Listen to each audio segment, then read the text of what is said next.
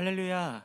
오늘 예배 가운데 나온 여러분들을 환영하고 축복합니다. 우리 또 영상으로 함께 예배드리는 여러분들을 환영하고 축복합니다. 우리 있는 자리에서 다 같이 일어나서 함께 두 손을 들고 예배하며 나아가도록 하겠습니다. 내 영혼 거룩한, 내 영혼 거룩한 은혜를 향하여 내 마음 완전한 하나님 향하여 이곳에서 바로 이 시간 하나님을 예배합니다.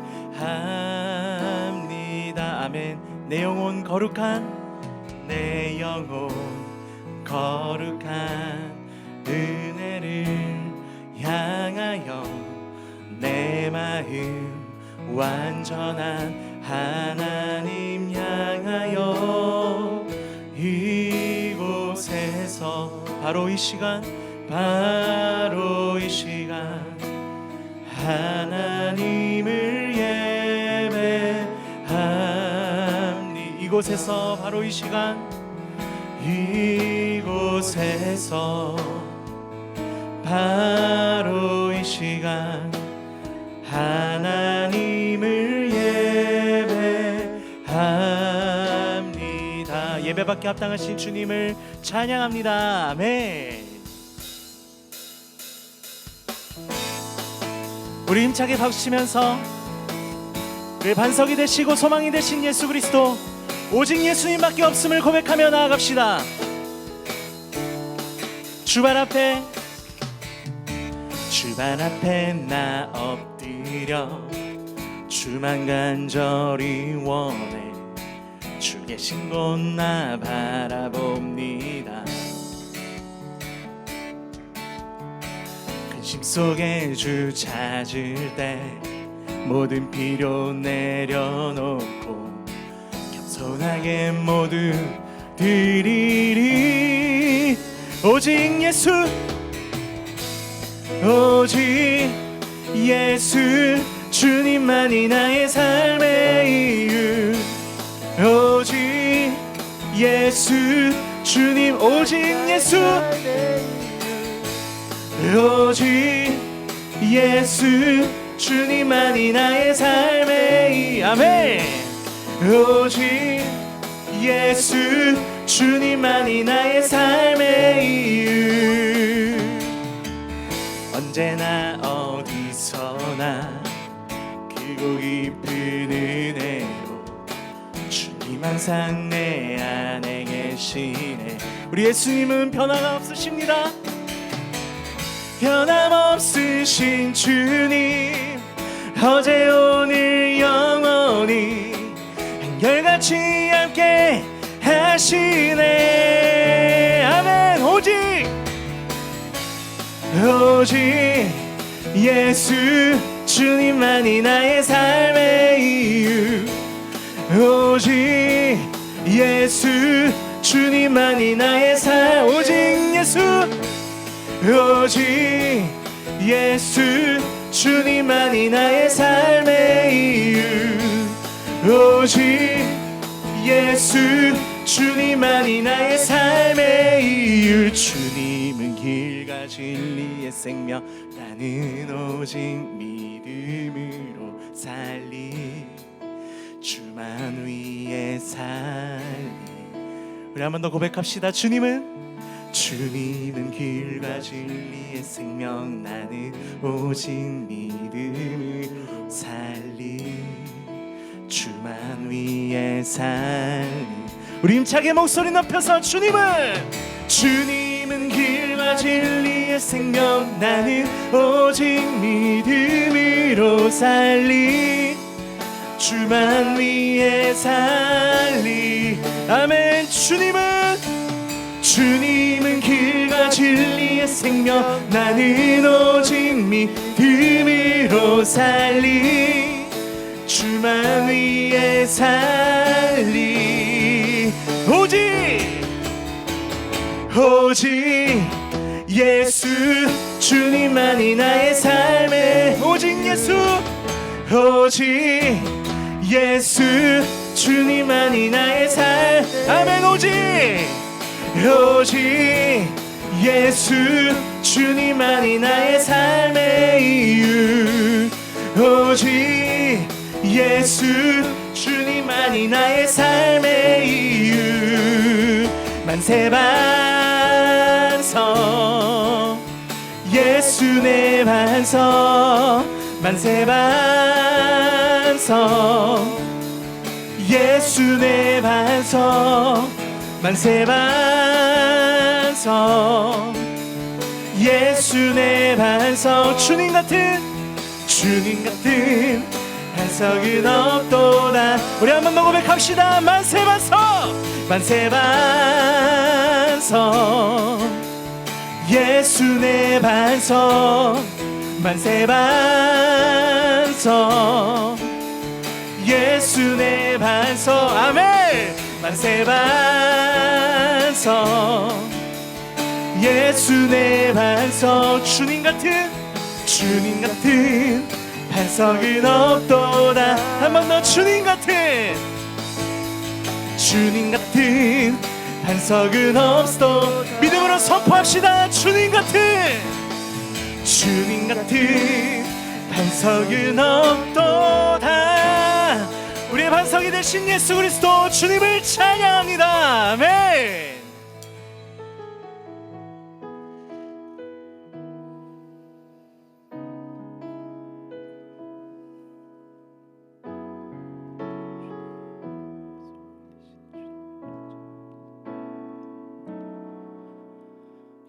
세상을 살아가는 동안에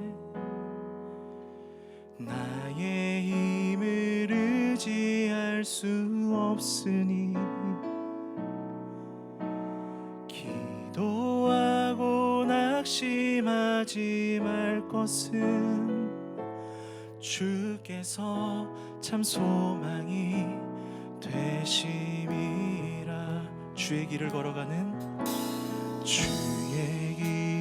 걸어가는 동안에 세상의 것 의지할 수 없으니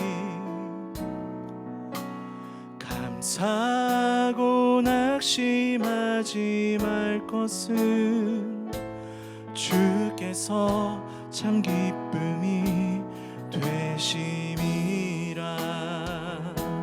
하나님의 꿈이 나의 비전이 되고 예수님의 성품이 나의 인격이 되고 성령님의 권능이 나의 능력이 되길 원하고 바라고 기도합니다.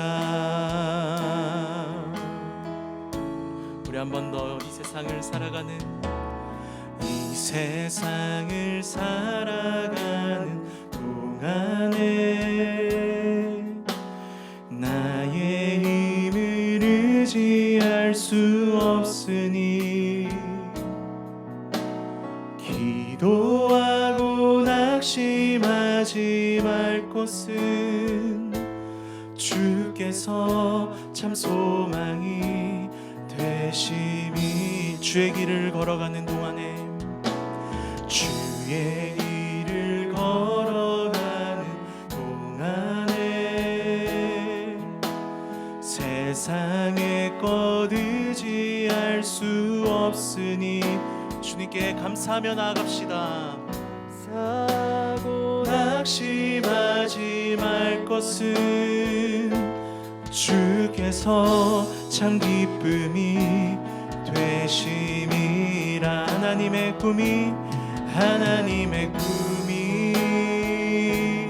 나의 비전이 되고 예수님의 성품이 나의 인격이 되고 성령님의 권능이 나의 능력이 되길 원하고 바라고 기도합니다. 하나님의 꿈이 나의 비전이 되고 예수님의 성품이 나의 인격이 되고 성령님의 권능이 나의 능력이 되길 원하고 바라고 우리의 목소리로 하나님의 꿈이 나의 비전이 되고 예수님의 성품이 나의 인격이 되고 성령님의 권능이 나의 능력이 되길 원하고 바라고 기도합니다. 아멘. 우리 이 시간 예배를 위해서 함께 기도하실 때에 하나님, 그렇습니다. 우리가 방금 고백하였듯이 오늘 말씀을 통하여서, 오늘 이 예배를 통하여서 우리의 삶이 이렇게 변화될 수 있도록 인도하여 주시옵소서. 우리 이 마음을 가지고 함께 합심으로 기도하며 나가겠습니다. 오 주님, 감사합니다. 하나님이 허락하신 예배 가운데 우리가 오늘 말씀을 통하여서 우리의 삶이 변화되는 역사를 경험케 하여 주시옵소서. 하나님의 꿈이 우리의 비전이 되고 예수님의 성품이 우리의 인격이 되고 성령님의 권능이 우리의 능력이 되는 역사를 우리가 경험할 수 있는 귀한 예배의 시간이 될 수 있도록 인도하여 주시옵소서. 주님을 찬양합니다. 우리가 주님만을 바라봅니다. 우리가 환경과 상황을 바라보지 않고 우리의 소망이 되시고 반석이 되시는 예수 그리스도를 바라봅니다. 주님, 이 시간 역사하여 주시옵소서. 하나님, 오늘도 우리가 이렇게 예배드릴 수 있음은 이 모든 것이 주님의 은혜임을 고백합니다. 우리가 이 은혜에 합당하게 반응할 수 있도록 시간 예배 시간만큼은 주님께서 우리의 마음을 주장하여 주시옵소서. 시작부터 마치는 순간까지 함께 하실 주님의 은혜를 기대하오며 이 모든 말씀 우리 구주 예수 그리스도 이름으로 기도드립니다. 아멘. 다 같이 자리에 앉으셔도 좋습니다. 이 시간에 우리 서로를 축복하는 시간인데 우리 함께 손을 내밀면서 함께 축복하며 나아가겠습니다. 당신의 모습 속에 보이는 하나님 영상 아름다워라. 존귀한 주의 자녀 됐으니 사랑하며 우리의 두 손을 가슴에 모으고 우리의 모임 중에 임하신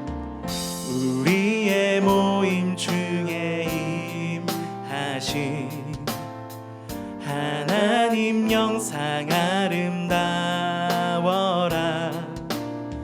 존귀한 왕이 여기 계시니 사랑하며 섬기리.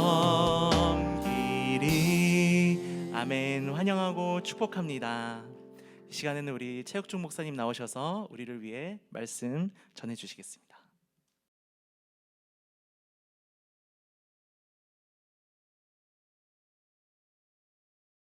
할렐루야, 반갑습니다.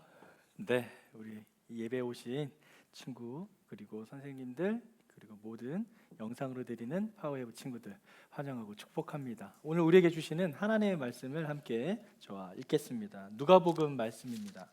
누가복음 15장 31절에서 32절 말씀을 함께 한 목소리로, 두 절이니까요, 같이 읽도록 하겠습니다. 누가복음 15장 31절에서 32절 말씀 시작.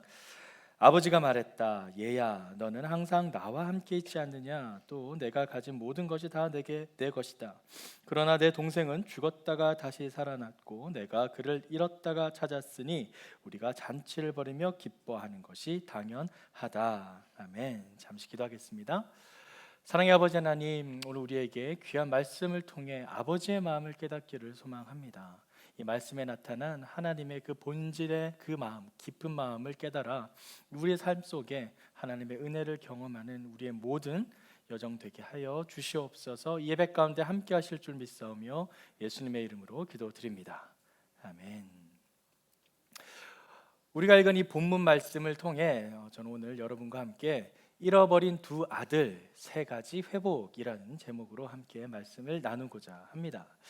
말씀 나누기 전에 제가 가지고 나온 물건들이 좀 있는데요. 여기 보시면 저의 자동차 키가 있습니다.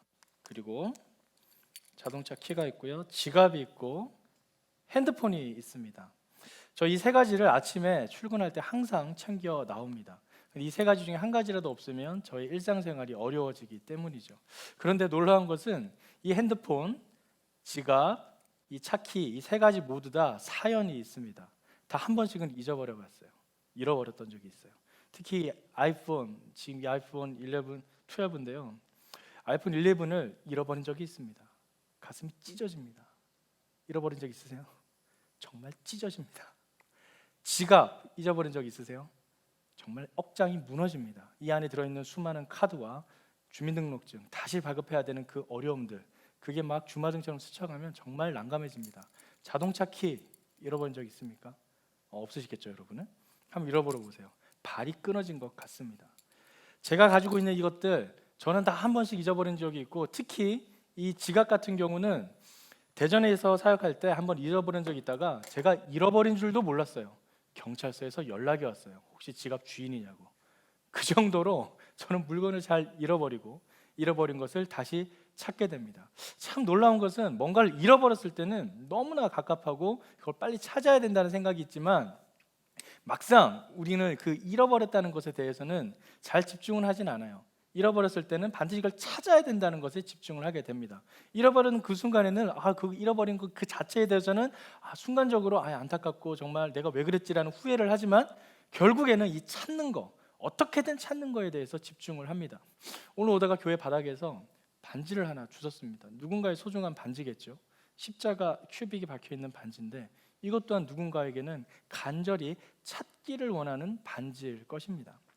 맞습니다. 우리는 뭔가를 잃어버렸을 때 그것을 찾는 거에 초점을 둡니다. 그런데 놀랍게도 오늘 우리가 읽은 이 잃어버린 두 아들의 비유, 잃어버린 탕자, 소위 탕자의 비유라고 하는 이 이야기에서는 사람들이 이 이야기를 많이 들었지만 그 이야기의 초점을 이 탕자에만 비유를 집중하는 것 같습니다. 탕자 쪽으로만 생각을 많이 해요. 많은 사람들이. 그것이 다시 회복되고 찾아지는 것에 대해서는 많은 이야기를 하지 않습니다. 잃어버린 것의 핵심은 회복입니다. 잃어버린 그 자체에 있는 것이 아니죠. 오늘 저는 이 본문을 통해서 진정 우리가 회복해야 될 것들에 대해서 함께 나누고자 합니다. 누가복음에는 세 가지의 잃어버림이 기록되어 있어요. 잃어버린 양의 비유, 잃어버린 드라크마의 비유, 잃어버린 아들의 비유. 그 중에 우리는 오늘 잃어버린 아들의 비유에 대해서 함께 하나하나 살펴보겠습니다. 먼저 첫 번째 회복입니다. 첫 번째 회복은 잃어버린 것의 회복, 바로 둘째 아들을 통한 회복인데요. 함께 말씀을 읽어보도록 하겠습니다. 이 둘째 아들이 잃어버린 후에 둘째 아들이 자신이 모든 것을 다 가지고 허랑방탕한 생활을 하며 돌아다닌 후에 다시 돌아오게 되는 현실을 직감하는 때가 있습니다. 그게 바로 15장 16절 17절에 기록되어 있는데요. 함께 말씀을 살펴보겠습니다. 16절 17절 말씀. 그는 돼지가 먹는 쥐엄나무 열매로라도 배를 채우고 싶었지만 그것마저 주는 사람이 없었다. 그제야 제정신이 들어서 말했다. 내 아버지 집에는 양식이 풍부해서 일꾼들이 먹고도 남는데 나는 여기서 굶어 죽는구나. 자, 지금 이 둘째 아들은 자신이 자신 있게 아버지께 물려받을 모든 재산을 가지고 밖으로 나갔습니다. 그리고 자기가 원하는 대로 눈에 좋아 보이는 대로 허랑방탕하게 생활을 했어요. 그리고 모든 재산이 다 탕진되고 나니까 결국 돼지가 먹는 쥐엄나무 열매라도 먹으면서 배를 채우고자 했는데 그것마저도 주는 사람이 없었다라는 거예요. 그때 그는 불현듯 깨닫기 시작합니다. 그 표현을 17절 말씀에 그제야 제 정신이 들어서 말했다, 이렇게 성경은 이야기를 합니다. 그런데 이 제정신이 들었을 때 정말 이 둘째 아들은 올바르게 제정신이 듭니다. 자신의 허기진 그 현실 속에서 그가 깨달아야 했던 것, 단순히 아버지의 집을 떠나고 그 재산을 다 탕진했다는 것 그뿐만이 아니라 내가 정말 아버지뿐만 아니라 하나님 앞에서도 죄를 지었구나. 그 고백을 하게 됩니다. 그게 바로 18절에 기록되어 있는데요. 아버지께 돌아가서 이렇게 고백을 해야 되겠다라고 다짐을 합니다. 제가 하늘과 아버지께 죄를 지었습니다. 그는 자신이 잘못했다는 것을 뼈저리게 깨달은 것입니다. 잃어버린 것의 회복. 사랑하는 파워웨이브 친구들, 여러분이 잃어버렸다고 생각되는 것이 어떤 것이 있나요? 다양하게 단순히 이런 물품뿐만이 아니라 내가 신앙인으로서 믿음을 가진 하나님의 자녀로서 하나님 앞에 잃어버렸던 것들, 하나님보다 소중하게 생각한 모든 것들, 그것들로 말미암아 우리는 행여 예배의 소중함, 하나님에 대한 열망, 하나님의 그 말씀에 대한 사모함들을 잃어버리지는 않으셨나요? 하나님은 여전히 우리를 부르시고 우리를 기다리고 계시는데 우린 그것을 모르고 여전히 내가 원하는 대로, 내가 눈에 좋아 보이는 대로만 살아가려고 할 때 우리는 진정 가치 있는 생명의 양식되는 하나님, 그 하나님을 멀리하게 되며 하나님을 잃어버릴 수도 있습니다. 여러분은 어떠신가요? 하지만 하나님께서는 우리에게 이렇게 말씀하십니다. 요한복음 15장에는 이런 말씀이 기록되어 있는데요. 제가 읽어드리겠습니다. 내 안에 머물러 있으라. 그러면 나도 너희 안에 머물러 있을 것이다. 가지가 포도나무에 붙어 있지 않으면 스스로 열매를 맺지 못하는 것처럼 너희도 내 안에 있지 않으면 열매를 맺을 수 없다. 뭐라 말씀하나요? 예수님께서 내 안에 머물러 있으라 합니다. 지금 이 잃어버린 둘째 아들, 이 탕자는 드디어 이 하나님 안에 있어야만 누릴 수 있는 모든 것이 내가 그 앞에 있어야 되는 건데, 내가 아버지 집에 있었어야 됐었는데 그것을 깨닫게 됩니다. 예수님께서 말씀하신 것처럼 가지가 포도나무에 붙어 있지 않으면 스스로 열매를 맺지 못하는 것처럼 너희도 내 안에 있지 않으면 열매를 맺을 수 없다라는 이 말씀을 이 둘째 아들은 뼈저리게 깨닫게 된 것입니다. 사랑하는 파워웨이브 친구들, 여러분은 어디에 머물러 계신가요? 하나님 안에 머물러 계신가요? 아니면 하나님 밖에서 내가 원하는 대로 살아가고 계신가요? 잃어버린 것의 회복, 이것은 바로 둘째 아들을 통해 하나님께서 우리에게 주시는 첫 번째 회복에 대한 말씀입니다. 그럼 두 번째 회복에 대한 말씀을 함께 살펴보겠습니다. 두 번째 회복은 바로 가진 것의 회복입니다. 자, 대부분 이 탕자의 비유하면은 너무나 잘 알려진 이야기라 그냥 집 떠나간 아들, 그 둘째 아들에 대해 이야기를 많이 합니다. 하지만 오늘 본문을 전체적으로 잘 읽어보면 이 둘째 아들뿐만 아니라 사실은 첫째 아들도 둘째 아들 못지않게 많은 것을 잃어버린 그 상태에서 지냈다라는 것을 알 수 있습니다. 어디서냐? 다시 한번 우리 누가복음 본문에 찾아가 보면 지금 큰아들이 아버지께서 그 둘째 아들을 찾음으로 말미암은 기쁨으로 잔치를 벌이자 화를 내는 장면이 기록되어 있습니다. 그 기록이 28절에 있는데요. 28절 말씀을 함께 읽겠습니다. 28절 시작. 큰아들은 화가 나서 들어가려 하지 않았다. 그러자 아버지가 나와 그를 달랬다. 화가 났습니다. 왜 화가 났을까요? 첫째 아들은 이성적으로 생각을 한 거예요. 아니 도대체 아버지의 재산을 다 탕진하고 허랑방탕에 살고 자기 마음대로 살았던 아들이 돌아왔으면 혼을 내야 마땅하지, 벌을 줘야 마땅하지, 어떻게 잔치를 벌이느냐 이거예요. 첫째 아들은 이해할 수가 없었어요, 아버지의 행동을. 그는 그 아들을 보고 아버지가 오히려 달래줍니다. 그 아들에게 이렇게 말하죠. 29절 말씀에 자 보십시오, 저는 열애 동안 아버지를 위해 종노릇하고 또 무슨 말씀이든 어긴 적이 없는데 제게는 친구들과 함께 즐기며 염소 새끼 한 마리도 주지 않았는데 재산을 탕진한 아들이 돌아오니까 어떻게 살진 송아지를 잡습니까? 이렇게 하소연하자 아버지가 이렇게 말합니다. 얘야, 너는 항상 나와 함께 있지 않느냐?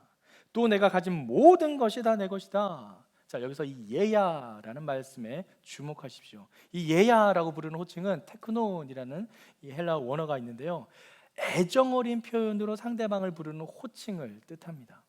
아주 애정어린 마음으로 아버지가 지금 큰아들을 부르고 있어요. 얘야. 아버지 앞에 항변하며 어찌 그럴 수 있습니까 아버지라고 말하는 그 큰아들에게 아버지는 얘야, 그게 아니란다. 지금 너는 그렇게 말하지만 내가 지금 둘째 아들에게 하는 것은 이러이러한 이유 때문이다. 너는 지금 나와 항상 같이 있으면서 이 모든 게 네 거지 않니? 라고 첫째 아들의 마음을 달래주고 있습니다. 사실 이 아버지도 이 첫째 아들이 이렇게까지 자신이 자기를 사랑하고 있었다라는 것을 몰랐던 거예요. 아버지가 나를 이렇게 사랑하시는구나, 아버지가 나를 사랑했었구나라는 사실을 전혀 모르는 상태에서 지금 아버지의 얘라는 말을 들으며 깜짝 놀랍니다. 아버지 또한 놀랐을 겁니다. 왜냐하면 아들이 당연히 자신의 사랑을 느끼고 있으리라 생각했는데 지금 큰아들의 모습은 전혀 그런 모습이 아니었기 때문이죠.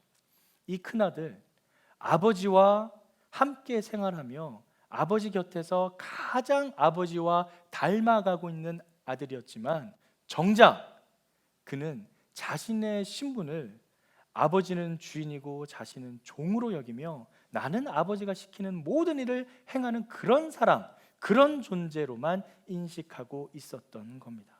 자신이 가지고 있고 자신이 이미 충분히 누릴 수 있는 축복, 바로 아버지의 아들, 아버지의 사랑받는 자라는 그 정체성에 대해서는 온전한 깨달음이 없었던 거예요.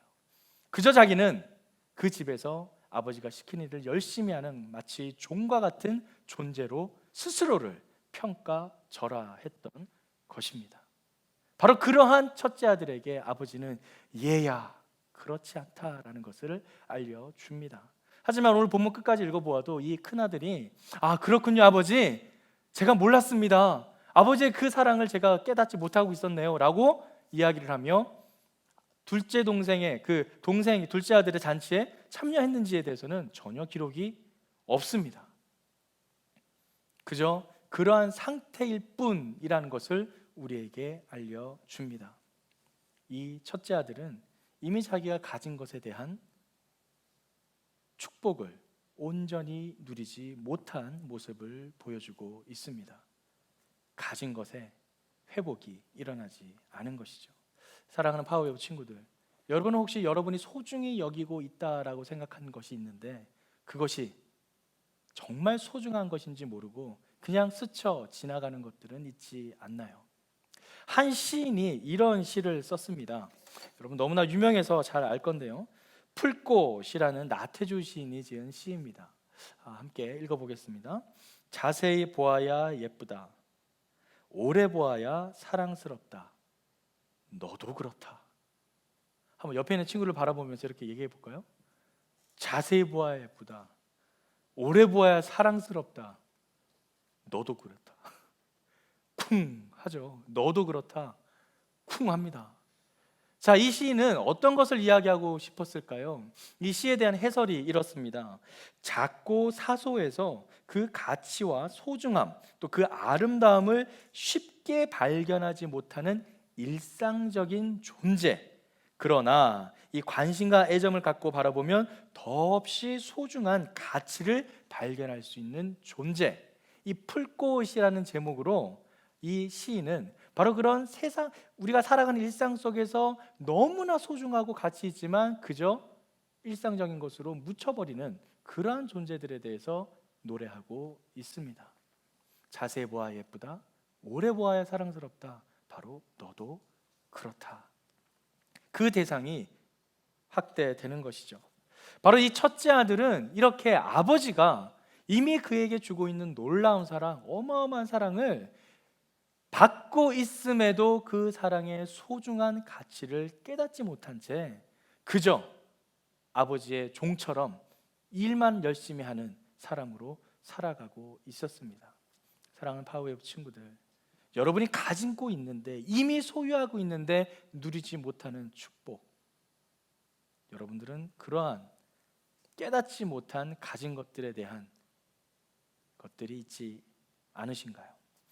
오늘 말씀에서 이러한 고백으로 이사야 말씀에 기록되어 있습니다. 이사야 43장 4절 말씀을 함께 읽겠습니다. 시작.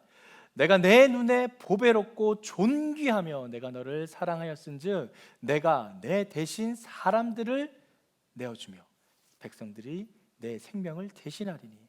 이스라엘을 향한 하나님의 이 사랑을 이사야는 이렇게 고백을 합니다. 내 눈에 보배롭고 존귀하다라고 이야기를 합니다. 사랑하는 파워웨이브 친구들, 하나님이 보시기에 여러분 한 명 한 명은 보배롭고 존귀한 자인 줄 믿습니다. 한번 옆에 분들에게 한번 이렇게 고백해 보시죠. 하나님의 보배로운 존귀한 자녀입니다. 네, 보배로운 존귀한 자녀입니다.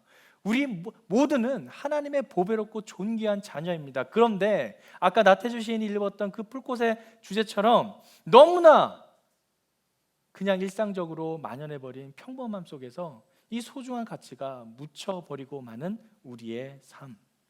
사랑하는 파워웨이브 친구들, 우리가 미처 깨닫지 못한 이미 가지고 있는 축복과 가지고 있는 놀라운 은혜들을 회복해야 합니다.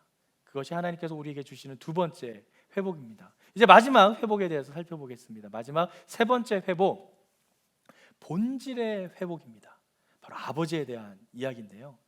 사실 이 탕자의 이야기를 들어보면 주인공이 마치 둘째 아들, 집을 떠나가 버린 아들처럼 느껴집니다. 하지만 본문을 하나하나 잘 읽어봤을 때 우리는 이 본문에는 어떠한 주인공도 있지 않고 이 등장하는 새 인물을 통해서 하나님의 그 크신 사랑을 이야기하고 있음을 발견하게 됩니다. 바로 이 아버지를 통해서인데요. 아버지가 둘째 아들을 어떻게 기다리는지 먼저 한번 본문을 통해 살펴보겠습니다.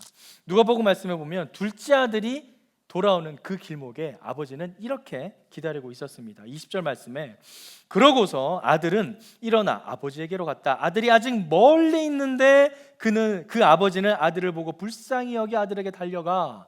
자, 지금 아들이 언제 돌아올지 알고 있습니까? 전혀 모르고 있습니다. 아들이 언제 돌아올지, 어느 때나 나타날지 전혀 모르고 있는데 지금 어느 날 갑자기 아들이 집에 돌아가게 되는데 그 돌아가는 발걸음 속에 멀리서 아버지가 뭐 하고 있다고요? 아들이 멀리 있는데 그 아버지는 아들을 보고 불쌍히 여겨 달려갔다라고 합니다.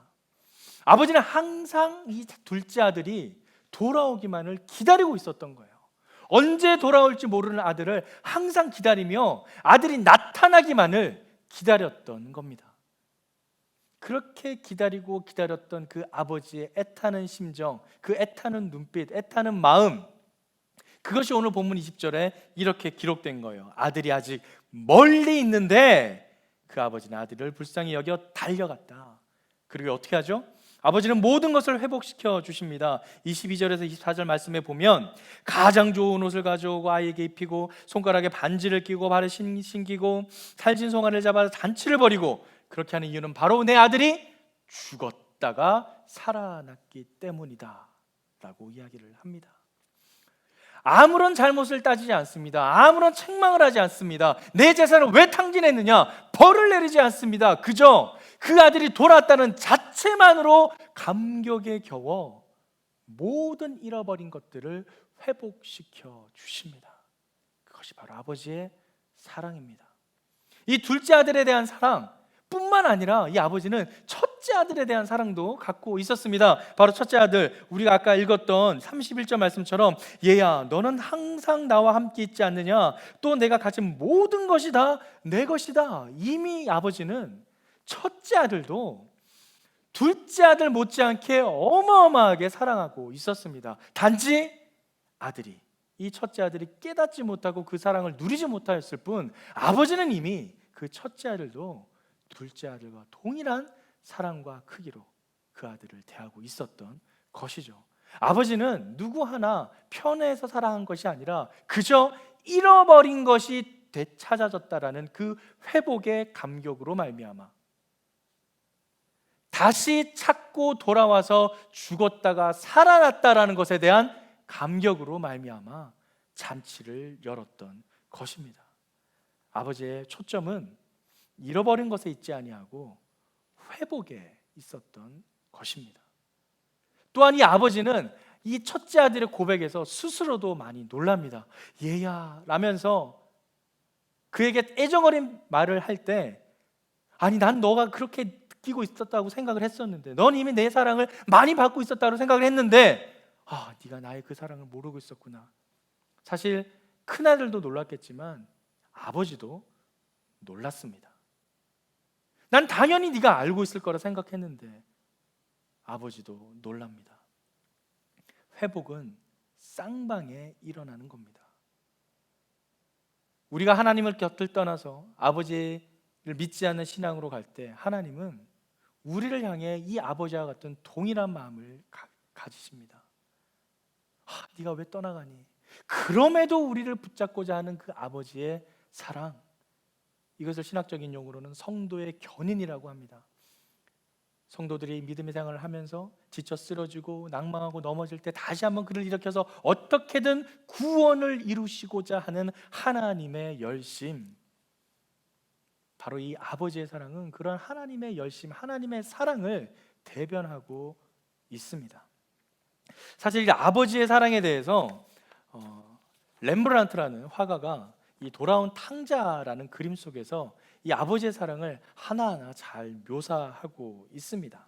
이 렘브란트의 그림을 살펴보기 전에 함께 나누고 싶은 이야기가 있는데요.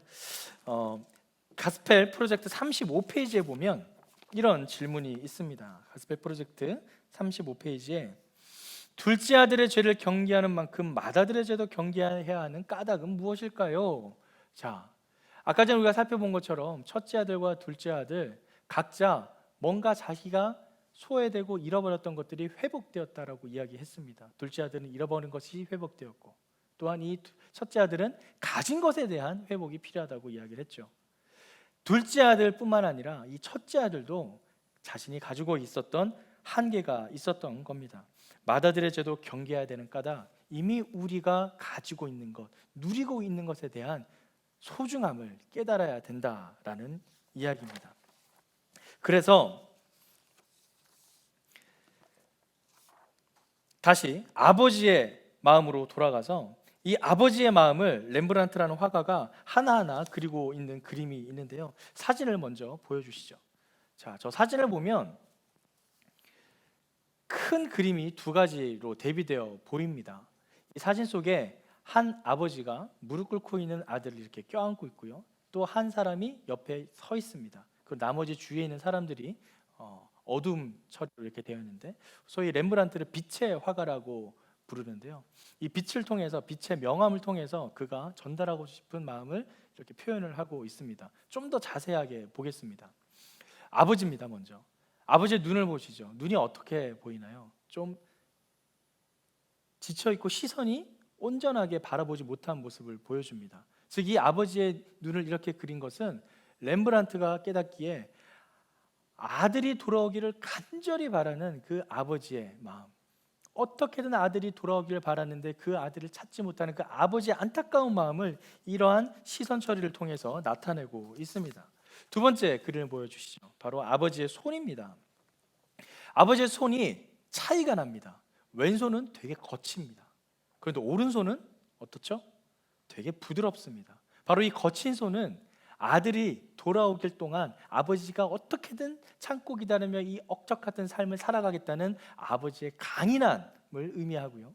또 오른손의 그 부드러움은 어머니의 부드러운 따스한 사랑을 의미합니다. 즉 이 아버지의 두 손의 모양이 다른 것을 통해서 아들을 품고 있는 아버지의 따뜻한 사랑과 강인함을 표현하고 싶어 했습니다.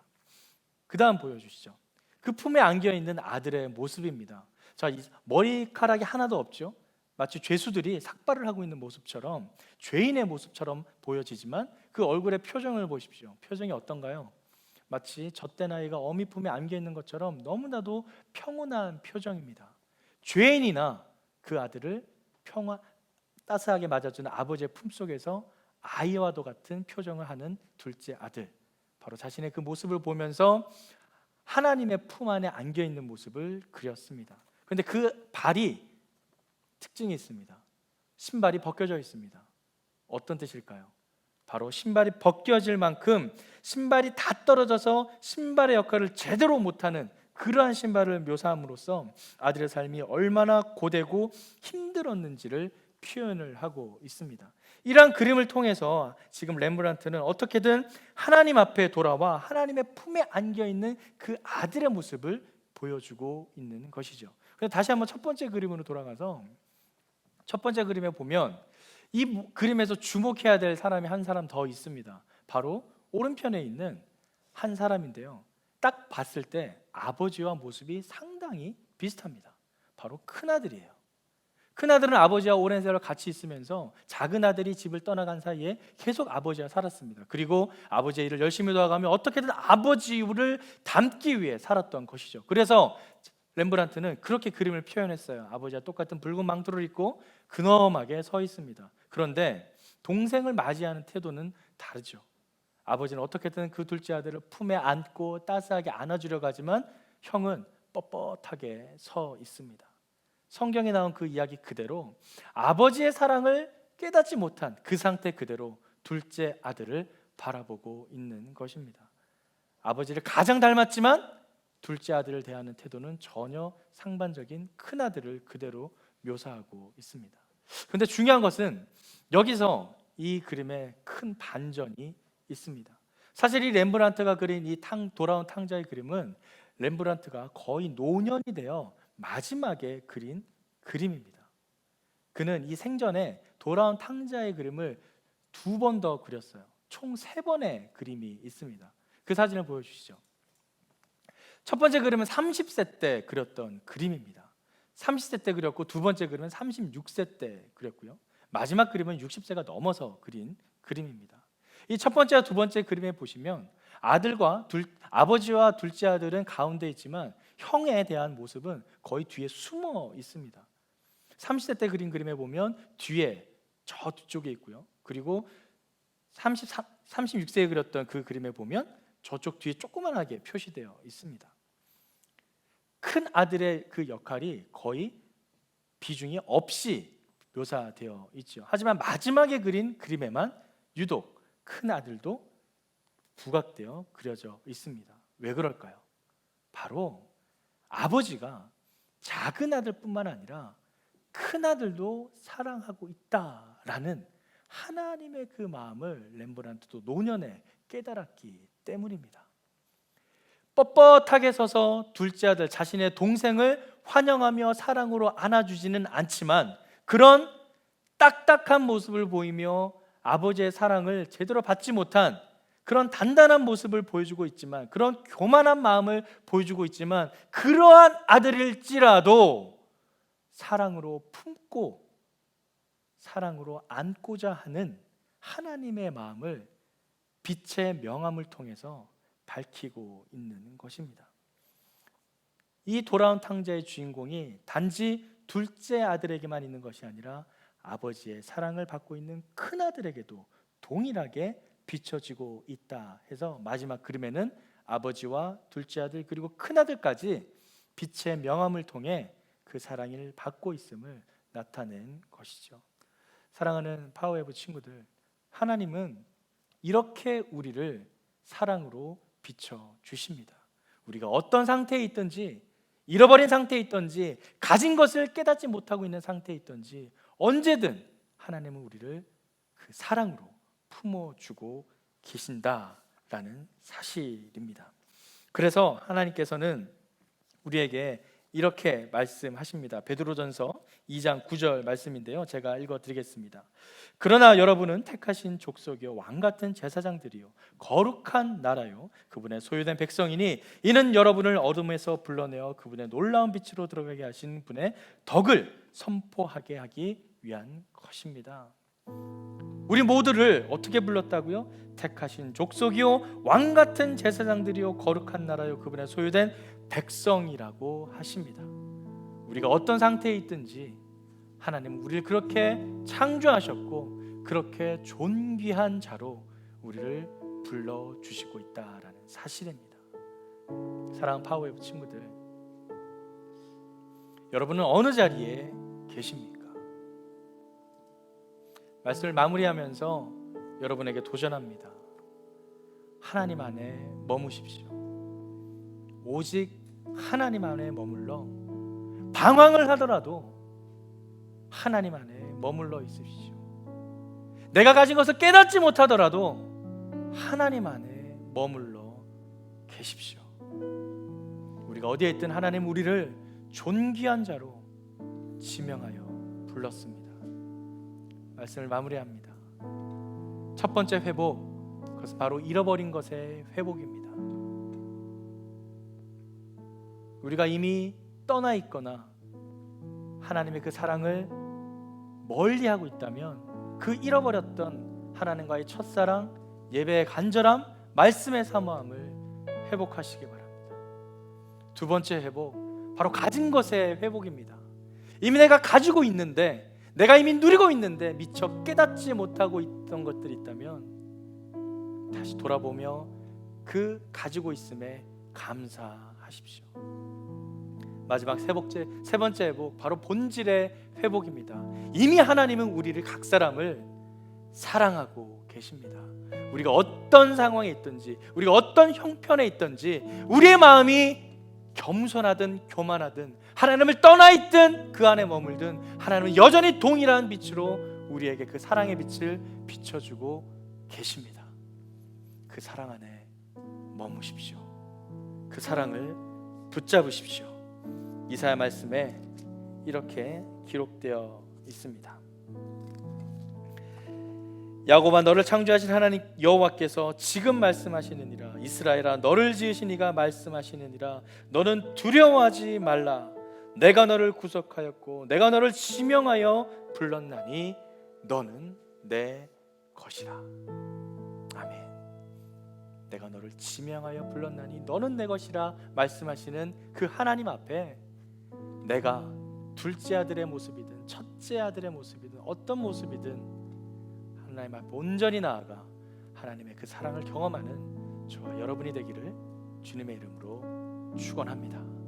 오늘 말씀을 준비하며 함께 부르고자 하는 찬양이 있는데요, 이 말씀의 이 찬양의 가사를 하나하나 마음에 새기며 하나님 온전히 주님 안에 거하기를 소망합니다 라는 고백으로 함께 찬양하며 나아가겠습니다. 나의 안에 거하라. 나의 안에 거하라. 나는 내 하나님이니 모든 환난 가운데 너를 지키는 자라. 두려워하지 말라. 내가 널 도와주리니 놀라지 말라. 내 손 잡아주리라. 우리 다시 한번 고백합니다. 나의 안에 거하라. 나의 안에 거하라. 나는 내 하나님이니 모든 환난 가운데 너를 지키는 자라. 두려워하지 말라. 내가 널 도와주리니 놀라지 말라. 내 손 잡아주리라. 내가 너를 지명하여 불렀나니 너는 내 것이라. 내 것이라. 너의 하나님이라. 내가 너를 보배롭고 존귀하게 여기노라. 너를 사랑하는 내 여호와라. 내가 너를 지명하여 불렀나니 너는 내 것이라. 내 것이라. 너의 하나님이라. 내가 너를 보배롭고 존귀하게 여기노라. 너를 사랑하는 내 여호와라. 그렇습니다. 주님, 이미 하나님 우리를 보배롭고 존귀한 자로 불러주셨음에도 우리 마음에 미처 깨닫지 못하고 그 주신 사랑을 그저 평범함으로 일상 속에 묻혀버리고 살아가지 않았는지, 이 시간 다시 한번 그 주님의 사랑 가운데 그 사랑 앞에 무릎을 꿇고 나아갑니다. 둘째 아들처럼 차라리 멀리 떠나버린 영혼들, 차라리 하나님 앞에 사라져버린 영혼들 다시 돌아오기를 소망합니다. 또한 첫째 아들처럼 이미 가지고 있고 이미 누리고 있음에도 깨닫지 못한 영혼들이 있다면 주님, 다시 주님 앞에 돌아오기를 소망합니다. 다시 회복되어지길 소망합니다. 우리의 삶이 잃어버리는 인생이 아니라 회복되는 인생이 되게 하여 주시옵소서. 주님 앞에 그 생명의 말씀 가운데 죽었다가 살아나는, 죽음에서 생명으로 건짐을 받은 인생들이 되게 하여 주시옵소서. 그렇게 아버지 앞에 이미 우리에게 무한히 부어주시는 그 사랑을 회복하는 삶이 될 수 있도록 주님 인도하여 주시옵소서. 그렇게 온전히 하나님의 말씀 안에 거하며 말씀 안에만, 하나님 안에만 거하기를 소망합니다. 방황을 하든 떠나 있든 어떠한 상태에 있을지라도 온전히 하나님 안에 머물며 그 안에서 하나님께서 이미 주신 그 사랑을 누리며 살아가는 우리 모든 삶 될 수 있도록 주님 인도하여 주시옵소서. 그렇게 인도하실 주님께 우리의 삶을 올려드리며 이제는 우리 주 예수 그리스도의 은혜와 아버지 하나님의 극진하신 사랑하심과 성령 하나님의 교통하심의 역사가 이제 말씀을 듣고 내 삶에 잃어버린 것들, 또 가지고 있음에도 깨닫지 못한 것들을 다시 하나님 안에서 회복되며 그 회복의 은혜를 경험하며 하나님께서 주시는 그 무한한 사랑을 붙들고 이 땅 가운데 주님의 자녀로 살아가기를 다짐하며 결단하는 이 자리에 머리 숙인 모든 하나님의 백성들 머리 위에 이제로부터 영원까지 함께 하시기를 간절히 축원하옵나이다. 아멘.